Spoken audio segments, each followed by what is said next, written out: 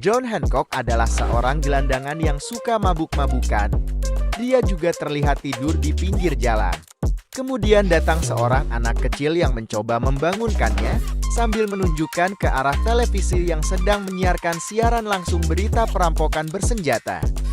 Meskipun seorang gelandangan, semua orang banyak mengenalinya karena John Hancock adalah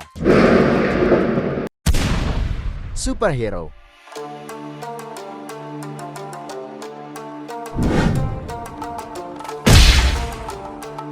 Namun karena tingkah konyolnya, superhero ini justru malah semakin memperkeruh suasana.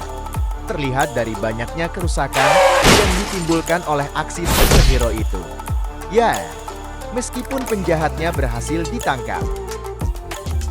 Selain itu, banyak wanita yang ingin mengajak berkencan dengannya. Termasuk wanita ini yang ingin menjajal kesaktian superhero Hancock.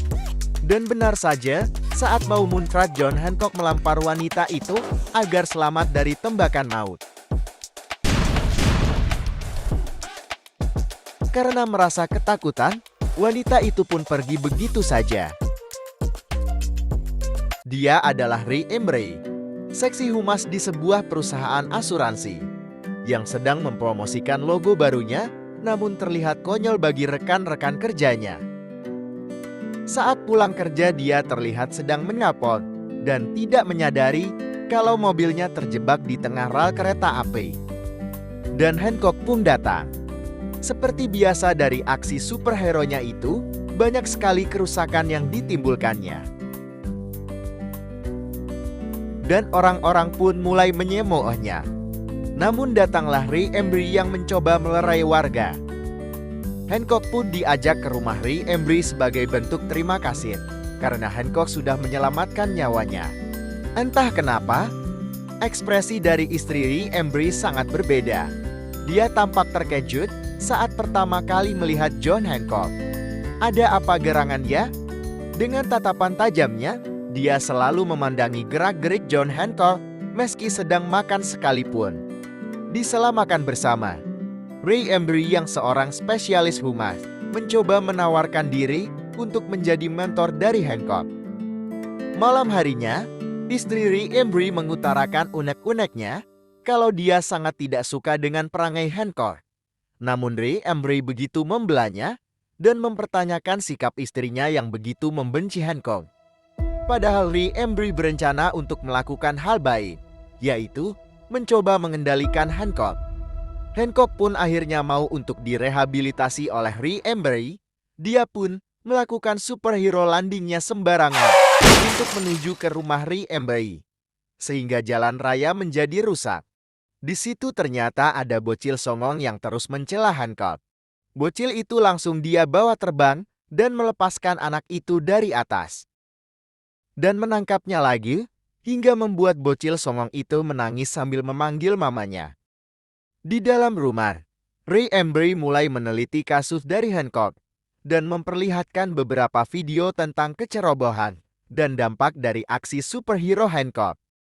Ray Embry mulai menjelaskan tentang misinya untuk mengendalikan Hancock, sehingga diharapkan nantinya Hancock bisa merubah gaya hidupnya yang konyol itu. Di tengah perbincangan, muncul pemberitaan bahwa Hancock sudah ditetapkan sebagai DPO atau daftar pencarian orang dan harus segera menyerahkan diri. Istri Ray Embry tampak senang dengan berita tersebut. Meskipun begitu, Ray Embry menghendaki kalau Hancock harus segera menyerahkan diri. Hancock akhirnya mengikuti keinginan dari Ray Embry. Dia pun mengakui kesalahan dan kecerobohannya kepada media, sesuai dengan perintah dan arahan dari Ray Embry. Meskipun berat mengatakannya, bagaikan wanita yang berat untuk bilang kata maaf. Tanpa persidangan, John Hancock langsung digelandang ke sel tahanan dan mulai dengan kehidupan barunya sebagai narapidana. Di dalam penjara, para narapidana sedang bermain basket, namun bolanya keluar area penjara. Dengan kekuatan terbangnya, Hancock melompat dan mengambil bola tersebut.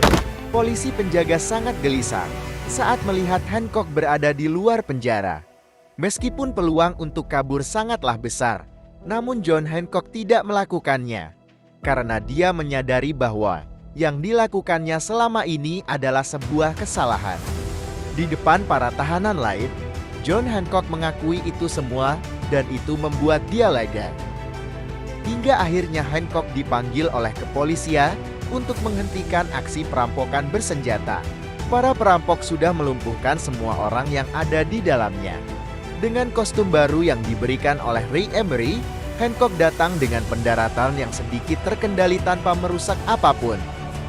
Para perampok panik dan mencoba menghentikan Hancock, hingga aksi perampokan itu bisa diatasi. Dan untuk kali pertamanya, Hancock mendapat tepuk tangan dari para warga. Ray Emery sangat bergembira atas kabar ini dan mengundang Hancock untuk makan malam bersama lagi. Namun ada yang berbeda pada makan malam kali ini. Istri Ray Emery terlihat bersedih dan menangis mendengarkan curhatan dari Hancock. Hancock menjelaskan bahwa dirinya tidak dapat menua dan tidak ingat masa lalunya setelah ia dirawat di rumah sakit karena amnesia parah pada 80 tahun yang lalu.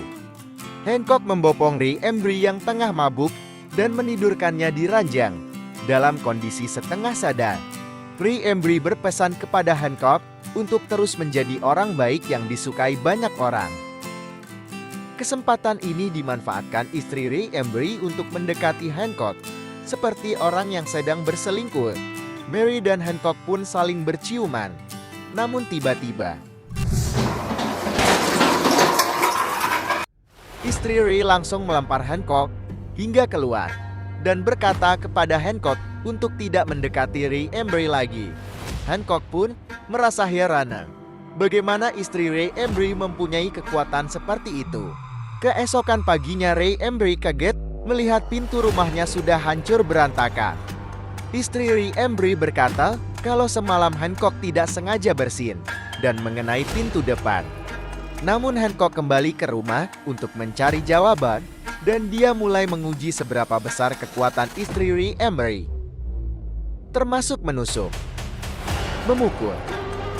Dan Hancock pun akhirnya mengajak istri Ray Emery untuk bertemu guna minta kejelasan tentang kekuatan yang dimiliki oleh istri Ray Emery. Nama aslinya adalah Mary. Mereka berdua telah hidup lebih dari 3000 tahun dan menjadi spesies terakhir dari bangsanya, yaitu pada zaman ketika manusia menganggap mereka sebagai dewa atau malaikat. Ketegangan itu membuat seisi rumah semakin memanas.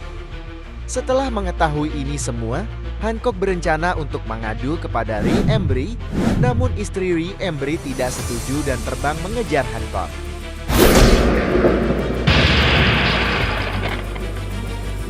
Sepanjang perjalanan mereka terus berdebat dan mengatakan kalau selama 3000 tahun ini Mary sudah hidup bahagia tanpa kehadiran Hancock.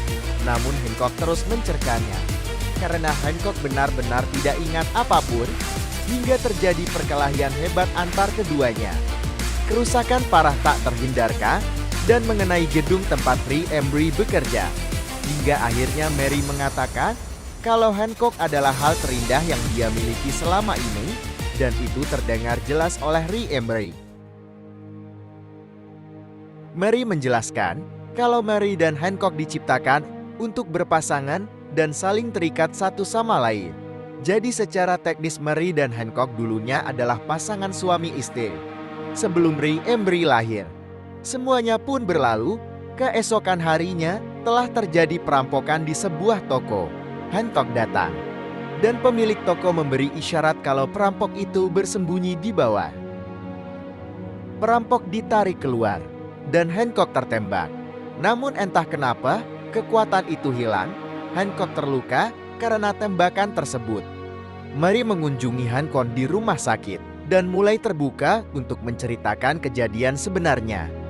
Meskipun mereka memiliki kekuatan yang dahsyat, kekuatan itu akan hilang jika mereka berdekatan. Jadi, selama 3000 tahun, mereka memilih untuk hidup berbahagia dengan mengorbankan kekuatan mereka hingga sebuah kejadian pada 80 tahun lalu, Hancock terluka parah karena sebuah insiden yang mengakibatkan Hancock amnesia. Dan satu-satunya cara Mary untuk menyelamatkannya adalah menjauhi Hancock. Tiba-tiba datang penjahat lama yang mengincar Hancock. Mary tertembak karena telah melindungi Hancock. Dengan sisa kekuatan yang dimiliki, Hancock melempar ranjang rumah sakit dan mengenai penjahat tersebut dan menghajar mereka semut. Mary mendapat perawatan medis meskipun lukanya sangat fatal. Sama halnya yang dilakukan Mary dulu, Hancock harus menjauh dari Mary untuk menyelamatkan nyawa Mary. Namun salah satu penjahat terus menembaki Hancock, sehingga untuk menjauh dari situ pun menjadi terhambat. Ray Embry membantu dan memukul penjahat itu sampai tumbang. Kondisi Mary semakin kritis. Dan dengan kekuatan yang tersisa, mereka berdua harus saling berjauhan untuk mengembalikan kekuatan mereka. Rencana itu pun berhasil, dan Mary berhasil terselamatkan. 1 bulan kemudian, Hancock menghubungi Ray dan Mary, mengatakan kalau dia sedang berada di kota New York dan di sini dia menjadi superhero. Hancock melukis logo konyol Ray Embry di bulan. Film pun selesai.